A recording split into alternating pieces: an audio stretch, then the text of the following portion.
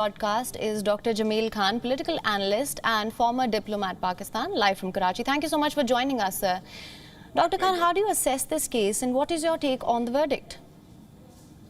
Definitely it has really brought more polarization in the political landscape of Pakistan. And particularly while Pakistan is having a crunch of economic issues. So this has added on. Now the position is somehow debated and not accepted by the party which is affected, that is the PMLN and the PDM. Basically, they had a clear-cut demand of a full court hearing, which was not acceded to by the apex court. So that is where their grievance are. And the former judge's comments, which has been given after the judgment, they were very clear that if the full court bench or whatever number of available or number of judges are there in Islamabad, if the bench would have enhanced a larger bench, perhaps the other party that is PMLN and the PDM would not have been in a position to make that much of noise about it. So, so far as the proceeding is concerned, there are the debates by the top lawyers and by the top people, the law-knowing people, and they are giving arguments on both sides.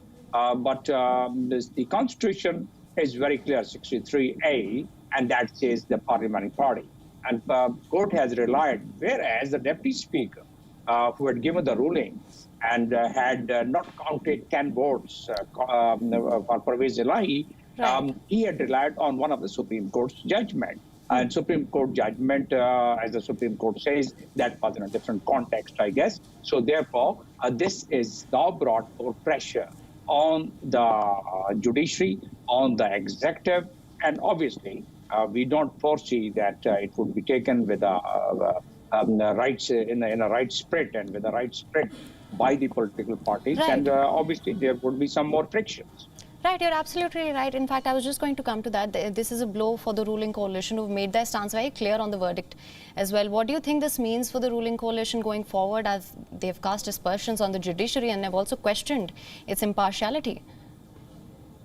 That's right. In fact, the judiciary in Pakistan, well, it's not the first time that their judgment has been brought in question, starting from Zulfikar Ali Bhutto. And there are a few more very glaring instances that it was brought in question. It has happened in so many other countries that the judiciary's decision has been brought in question. We can see what happened. We could review what happened in the United States also on this context. But in a country like third world country or the less developed countries, it's slightly there are more. In the context of Imran Khan, yes, Imran Khan, I think it's a blessing in disguise for PTI. That PTI performance for 4 years of their government, whatever weaknesses were there, particularly the economic side, that has been washed away now. And because this current government, the coalition government, the PDM and the PMLN government, they had to take very tough decisions to really bring the economy back, or at least to sustain the economy and to try and do whatever best they could. So they had to really take some tough decisions, like you see the dollar sliding, you see how the price hike is going on.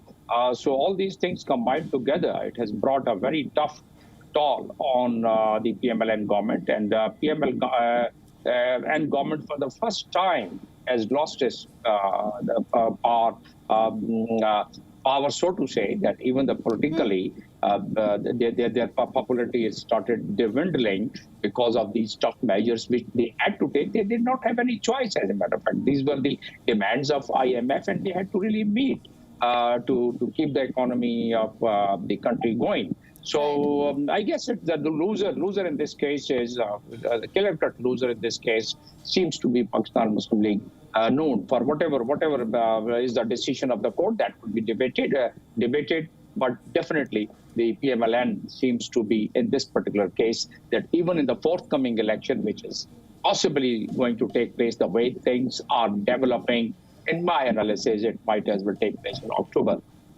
So Pakistan Muslim League government had a very good graph before the ousting of Imran Khan government, but after taking over, they are Right. taking the brunt of the whole thing. Yes. Right. Absolutely. Dr. Jamil Khan, thank you so much for joining us with your analysis of the situation in Pakistan. My pleasure.